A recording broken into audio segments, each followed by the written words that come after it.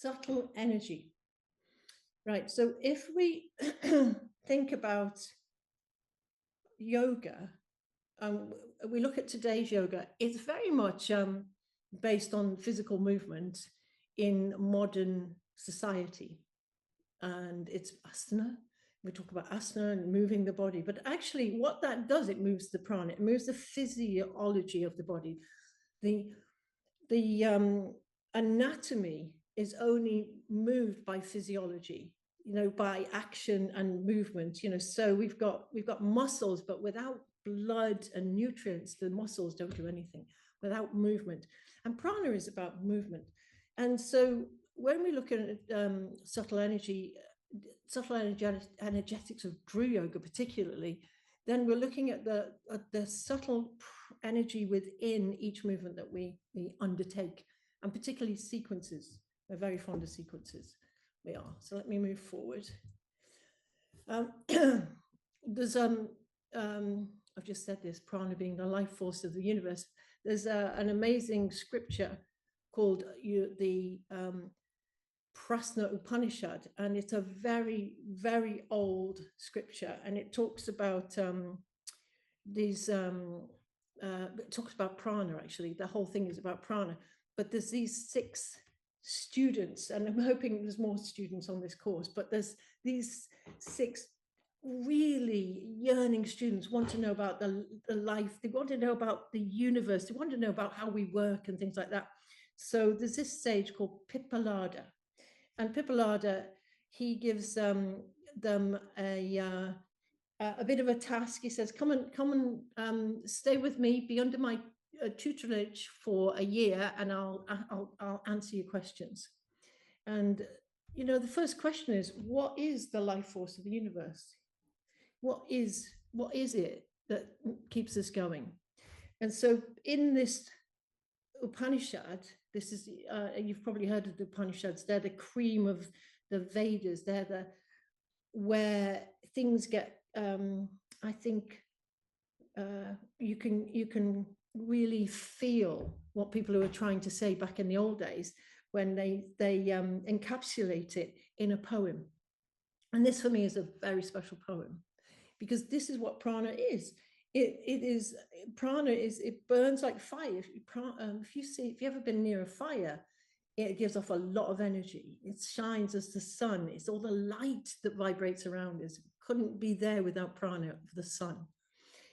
The rain and the clouds full of prana. So it's a lovely poem when you see it. The wind, the thunder, the earth, it has form, it has no form. Prana is immortality.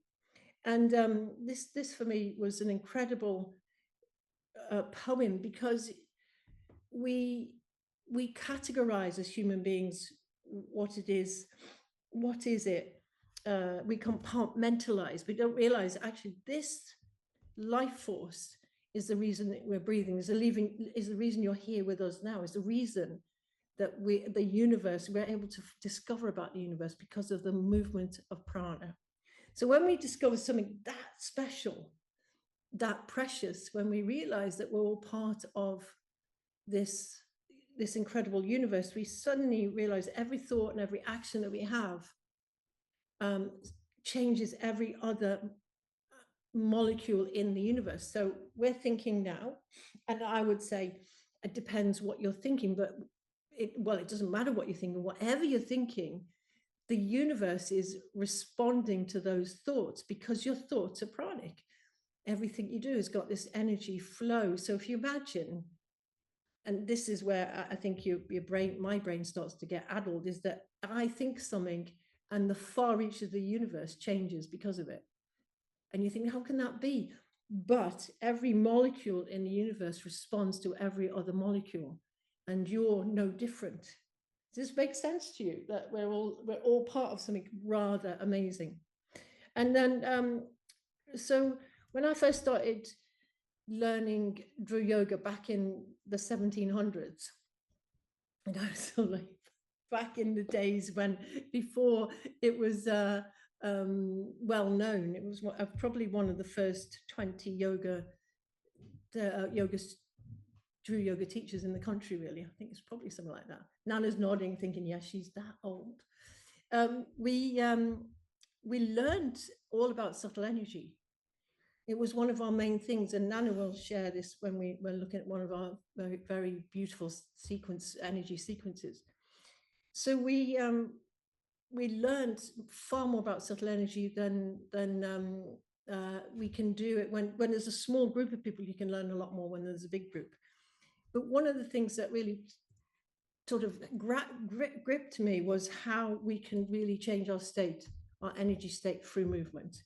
So when we got this, this is the movement of prana within. So the prana without, and then there's prana within. And you've probably seen this, you've possibly seen this chart.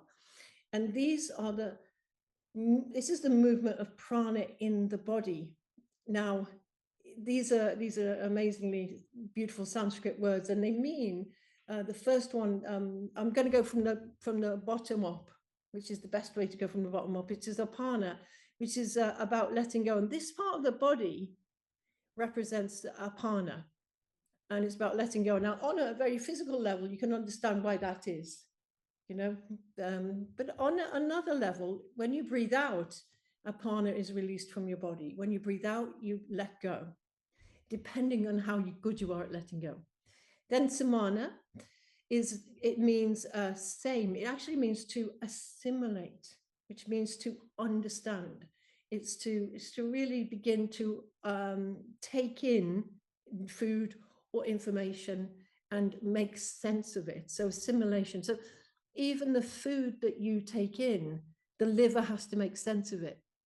And I don't know if you know this, but if you say you take a paracetamol, the liver doesn't know what to do with it. It can't assimilate it. So it just holds on to it. It doesn't let go of it. So it has an interesting half-life, they say. And that's how clever the body is.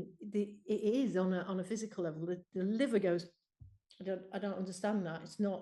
It's not a natural thing. So I'll just hold it for a while, and then I'll just let go of it. And we're like that with information, aren't we? Sometimes we hold on to it, and then we think, oh, I don't really know what to do with it. And then eventually we let it go. My favorite one was holding on to the bank statements, not opening them, and then 6 months later going, well, they don't count anymore, so I'll let them go. And the third one up, the green one, is prana with a small p, as opposed to all of it being prana. And prana is absorption. So absorption of information, absorption of the breath, bringing your energy into your body. And it is said that unless we can absorb prana, and we can absorb our food, and we can absorb anything, it doesn't go any further, you know. So we can't really get it into our system.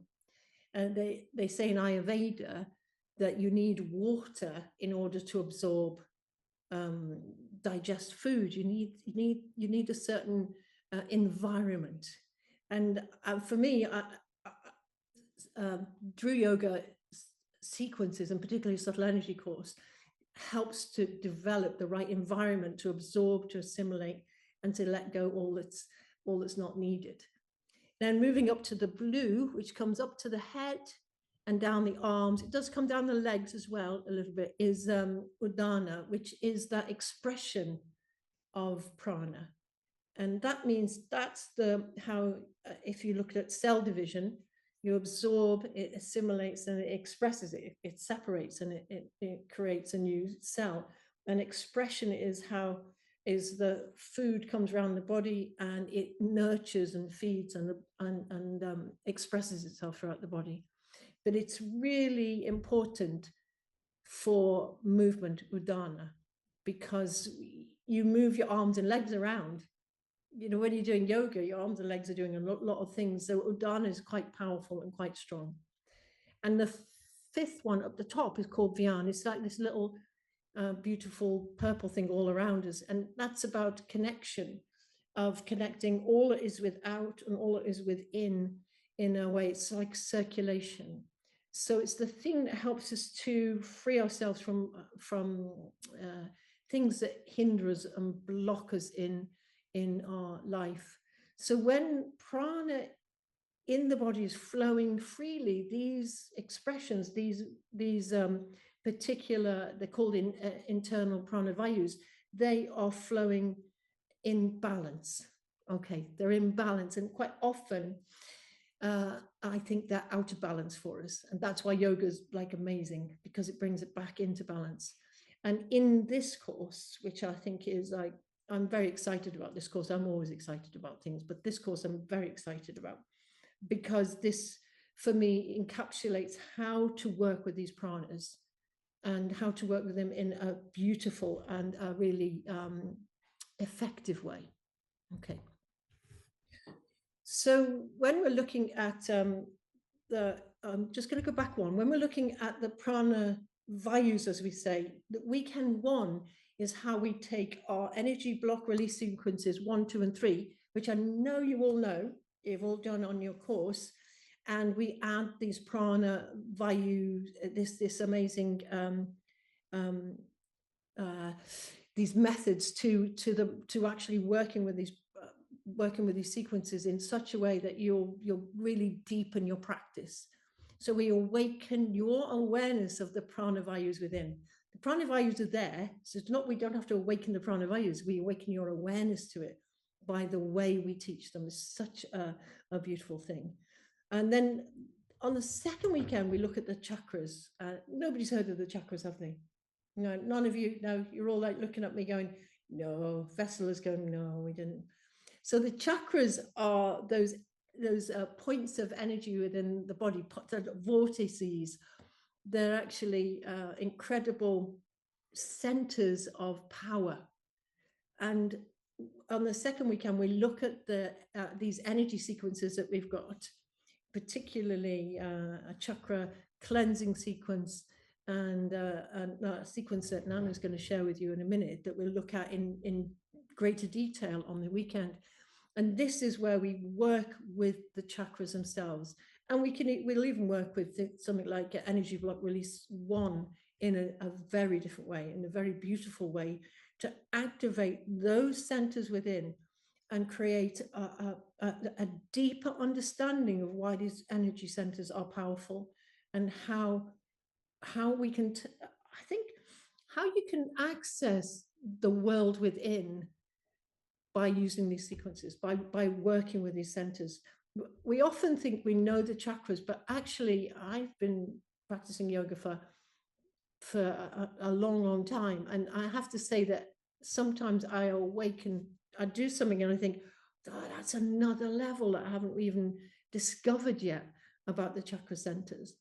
So it's like a world within worlds. We've got the prana vayus, we've got the chakras in weekend 2, which is it's just delicious to work with them.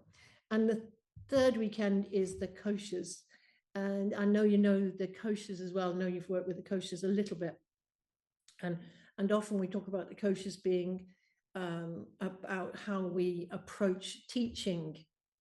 And we approach, the annamaya kosha, the physical body, the pranamaya kosha, which is where everything that we're doing in this subtle energy course sort of rests in there. It's a key kosha, the pranamaya kosha.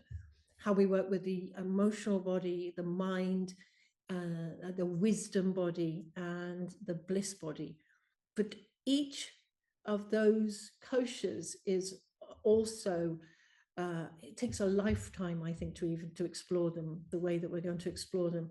So we work with the power of the mind and the power of working with subtle energy and the mind to create a new way of thinking. Really, I think that's where we're looking at with this course, this subtle energy course.